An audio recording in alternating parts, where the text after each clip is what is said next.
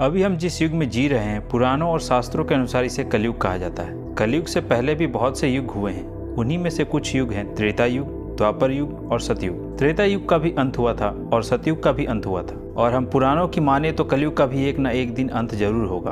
बाकी युगों की कहानी हम किताबों और पुराणों में पढ़ते हैं, जो कि अब खत्म हो चुके हैं। लेकिन क्या आपने कभी सोचा है कि जिस युग में हम रह रहे हैं वो भी एक न एक दिन खत्म होगा? लेकिन अब हमारे सामने प्रश्न यह उठता है कि आखिर कैसे कलयुग का अंत होगा।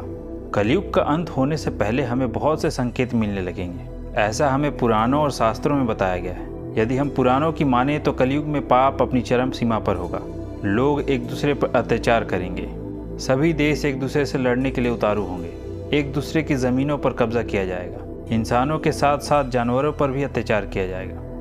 वातावरण पूरी तरह प्रदूषित हो जाएगा। धरती रहने लायक नहीं रहेगी। जल पीने लायक नहीं रहेगा।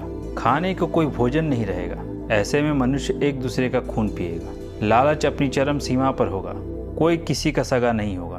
बाप बेटे को और बेटा बाप को मारेगा। स्त्रियों की कोई इज्जत नहीं करेगा। सभी लोग पैसों के पीछे भागेंगे। दुनिया में हाहाकार मच जाएगा। ऐसा माना जाता है कि जब कलयुग को 5000 साल पूरे हो जाएंगे तब गंगा नदी सूख जाएगी और जहाँ से वो आई थी वहाँ लौट जाएंगी। और जब कलयुग को 10,000 वर्ष पूरे हो जाएंगे तब जमीन से अन्न उगना भी बंद हो जाएगा। पृथ्वी जलमग्न हो जाएगी। समुद्र सारी धरती को अपने अंदर समा लेगा। लोग पूजा पाठ करना और धार्मिक काम करना बंद कर देंगे।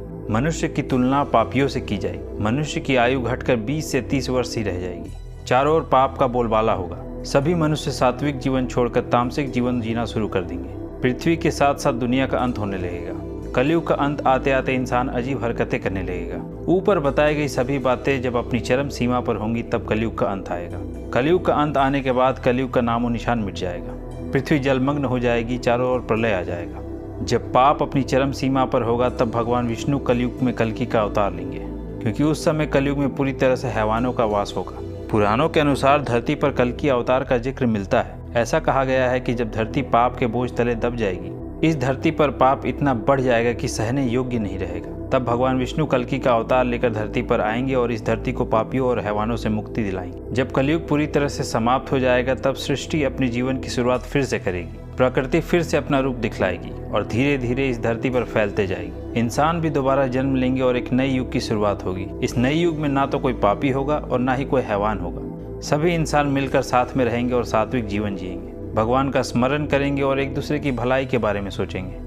कुछ लोग ऐसे भी हैं जो इन बातों पर विश्वास नहीं करते। कुछ लोगों का मानना है कि कलयुग जैसी कोई बात ही नहीं है। इंसान चाहे तो अपने जीवन को सुधार कर कलयुग को ही सतयुग बना सकता है, लेकिन आज के समय में ऐसा संभव होते दिख नहीं रहा। आज के समय भी मनुष्य एक दूसरे की जान का प्यासा है। एक दूसरे की भलाई के बारे में नहीं सोचता। यदि मनुष्य अपनी इन आदतों को बदल ले और एक दूसरे का भला चाहते हुए सात्विक जीवन जीना शुरू कर दे तो हमें कलयुग के अंत की जरूरत ही नहीं पड़ेगी। हम कलयुग में ही सतयुग को जी पाएंगे। आपके क्या विचार हैं इसके बारे में हमें कमेंट में जरूर बताइएगा।